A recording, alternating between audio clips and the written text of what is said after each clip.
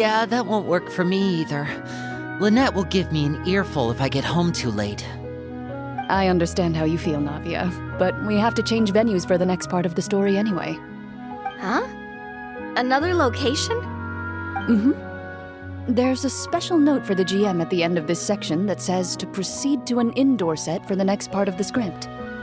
Whoa! They really pulled out all the stops for this new script. Well, even if we end the game for the day, we can still stay a little longer and hear Clorinde finish her story, right? Paimon wants to hear more about the history of the hunters. Something tells me you just want to finish the free desserts before we break for the day. That's just a coincidence, okay? Besides, to Paimon, not finishing free food feels even worse than having to buy her own. And anyway, Paimon really does want to hear more about Clorinde's master. Well...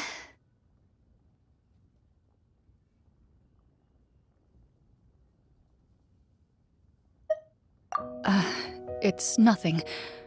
I appreciate the concern, but it's all in the past. It won't do any harm to share these things now.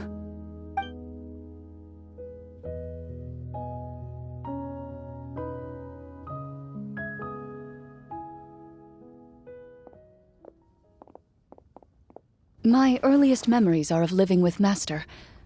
According to her, she saved me from certain people of ill repute. My birth parents had left me behind some time before that. What a heavy beginning for a life story. Master was a fascinating individual, if inexperienced in the ways of raising children. My first ever toy was a short sword.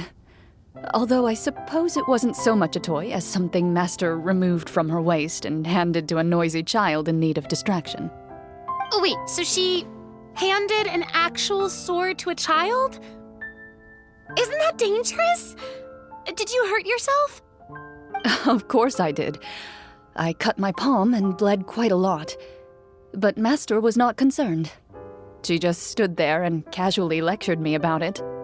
See, that's what you get for not holding the sword properly, she told me.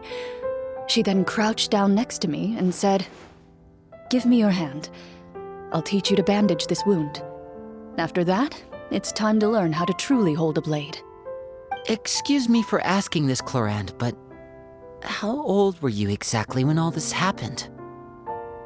Probably around, 3, give or take. 3? Isn't that when most kids are still struggling to hold a fork? As I said, Master was rather inexperienced in the ways of raising children. She believed trial and error was the best way to teach a child what they're capable of. I'm not so sure this is a question of experience. I didn't see anything wrong with her ways at the time. And anyway, children don't get to choose how they're raised. Oh, she did bring me back a pet from Liyue once. It was a Geovishap hatchling. A Geovishap hatchling? For a pet? That seems even more dangerous! What she said was this: make sure to get along, you two. If you really can't agree on something, just settle it with a fight. Whoever loses is the real pet. And how old were you when this happened? 5. Well, did you win? No, I lost. So, you're saying you actually became the Geovishap's pet? Yes, but only for a week.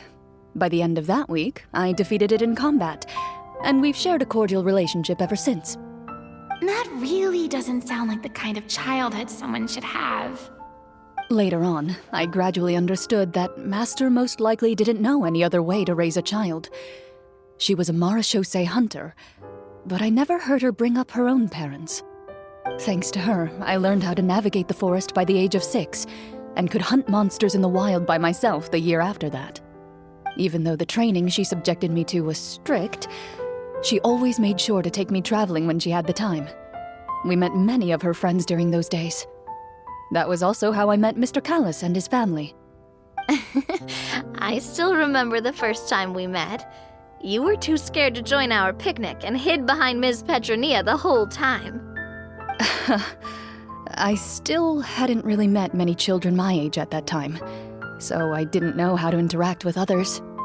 After that, though, you started coming over a lot. You loved challenging people to shooting competitions, remember? I don't think many members of the Spina ever beat you in one of those. I had a lot of fun during those days. I enjoyed them too. Oh, do you remember that one time we went exploring around the Spina together? We overheard Papa call your master Fontaine's Protector of Justice.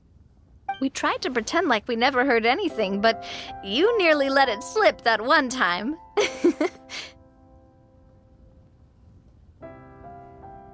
Protector of Justice. Oh, wait, you mean that vigilante hero from 20 years ago? The one who is always active at night? Yep, that would be her. She often would put on a black cloak and go out at night. I never knew where she went or what she was doing. Until, like Navia said, we overheard the truth from Mr. Callis that night. 20 years ago, huh? I still remember the guards leaving all kinds of witness reports about her on Nervalette's desk. My apologies. Oh, there's no need to apologize. You had nothing to do with it. And anyway, everything she did was for a good cause. Although, calling herself the Protector of Order was a bit much, especially when she deliberately operated outside the law. Huh? When did the Protector of Justice become the Protector of Order? Oh, she had a bunch of code names. I heard she would just come up with a name on the spot whenever she was asked.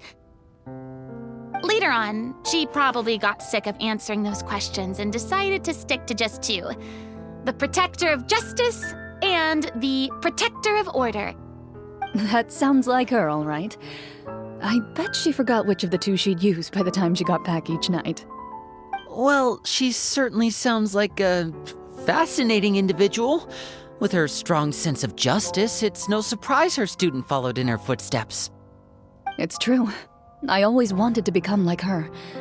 Someone powerful, independent, and with a strong sense of conviction. But...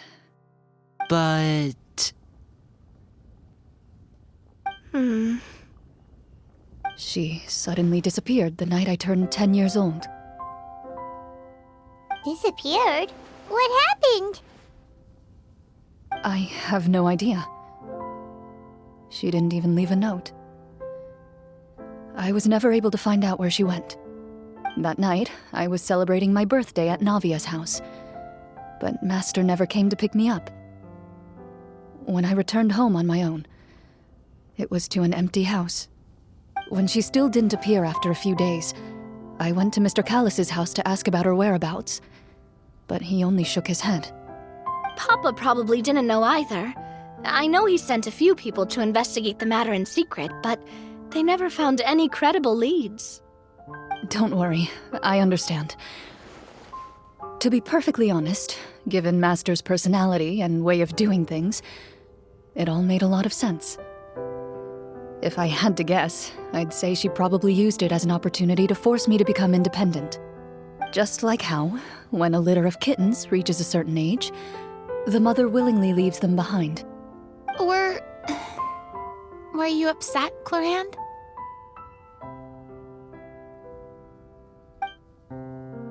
I was at first, but not anymore. I don't believe Master would suddenly disappear for no reason. There must have been something she just had to do. Well, despite everything, you still managed to follow in her footsteps and become the greatest champion duelist in all of Fontaine. You're practically a living symbol of law and justice. I suspect my position would be far too by the books for her. Master always did whatever she pleased. But you're right. I suppose I do take after her in some ways. Who knew Clorinde had such an interesting past? I never had the chance to ask her about it before. I wonder if Clorinde's master were the champion duelist back then, would that duel against Mr. Callis have gone differently? Oh no, Judging by the atmosphere, Clorinde and Navia are probably thinking something similar. The mood just got super awkward all of a sudden. Well, anyway. Would you look at the time? It's getting dark, so we should probably call it a day for real this time. If we keep talking like this, we really will be here all night. I had a great time today, Miss Clorinde. Thank you for being our GM. Anytime. The script was good, but I've got to say, your childhood stories were even better. Hey, you should tell us more about that fight against the Geo-Bishop sometime. Maybe your master was onto something. You could be right. What does she mean, onto something? I certainly don't know any 5-year-olds who want to fight a bishop in their spare time. Guess I'll head back as well. I need to save my energy if I want to continue enjoying the story tomorrow. You're that excited to hear about my fight with the bishop? I was talking about the script.